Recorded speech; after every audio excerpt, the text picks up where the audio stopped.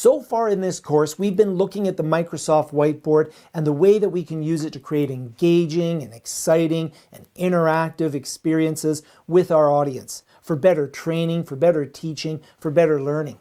And I hope that you've been playing around with a lot of the things you've been seeing. I hope you're becoming very comfortable with Microsoft Whiteboard and really seeing what a powerful tool it is. And there is more to be learned when we talk about collaboration and using it within other applications. But I wanted to take a few moments in this lesson to talk about preparing some materials in advance when I'm going to use the Microsoft Whiteboard. Unlike tools where I build a presentation and then just show the presentation, the whiteboard is intended to be something that's a little bit more dynamic.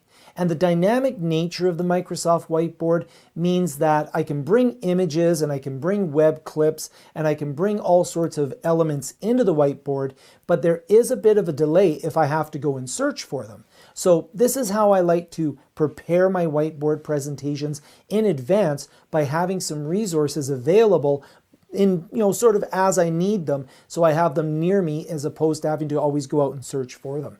And I'm going to show you a few websites that I like. I'm not affiliated with any of them, but I will link them in the text below this lesson so that you can go and you can find them for yourselves and decide if they're right for you. But there's something that I like to use in order to make for a smoother flow and a better whiteboard experience. Now, the first thing I'm going to do whenever I have a presentation coming up is I'm going to create a folder on my computer for the subject that I'm going to talk about. So you can see here that I've created a folder called Hiking Club. This folder already contains a number of resources, and this is what I'm going to build up in advance. I'm going to take the topic that I'm going to have a session on, or a whiteboard session on, and I'm going to start populating it with things like all of the documents that I might need during that whiteboard session. I'm going to go in and put a notepad in here. So I'm going to have a notepad. I'm going to start collecting all of the different links that I might need for different websites or different videos that I need. And then what I'm going to do is go out on the internet, and there's a website I like called Flat Icon.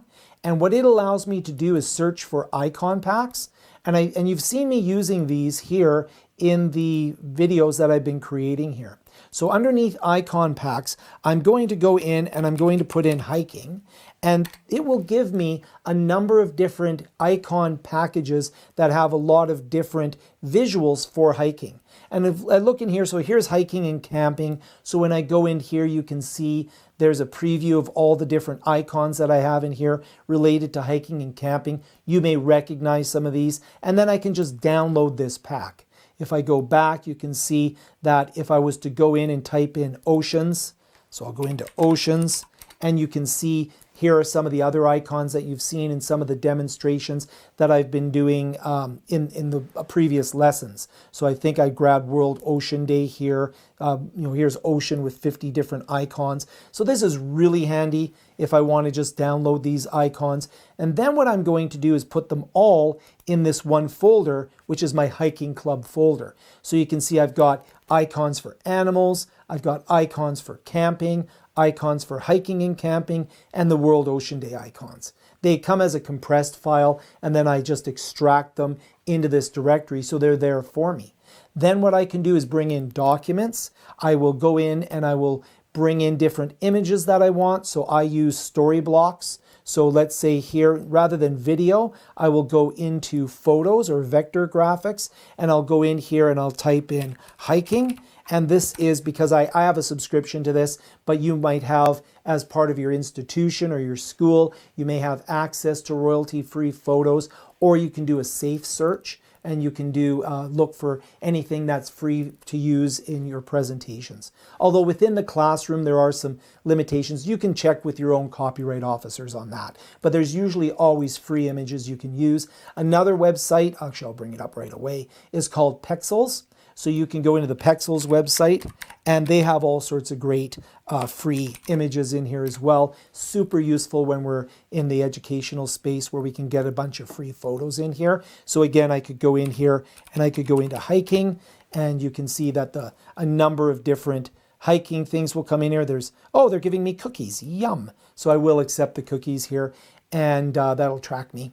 So I'll go in there. Anyways, but I'll go back to my royalty-free ones here. So I could go in and download a bunch of images. Once again, as I download them, I'll put them all into one central location. So what I'm going to do is when I open up my whiteboard for presenting, I'm going to either project that onto a screen, or potentially I'm going to share that remotely. We'll look at how we do that in some lessons coming up. But I'm going to open up this folder and have it available with my whiteboard together.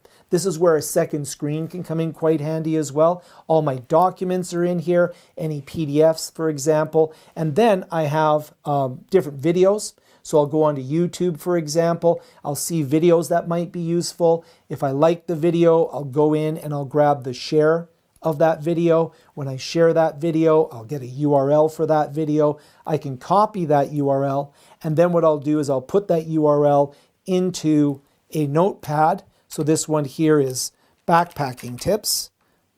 So I'll put that in, backpacking tips, and then I'll put the URL in there. And now I've got a little library of resources that I can use while I'm presenting.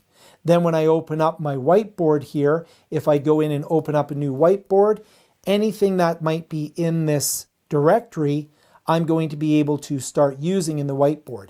So if I'm sharing this whiteboard onto a screen, the directory will not be seen. So the screen, I'm just sharing the whiteboard onto a screen remotely or however I might be doing it. And let's just grab the whiteboard and grab the files here. So now if I want to go in, let's say I want to go into World's Ocean Day, you can see that I can see all the icons that I have. If you don't see the icons, so I'll go in here, the World Ocean Day.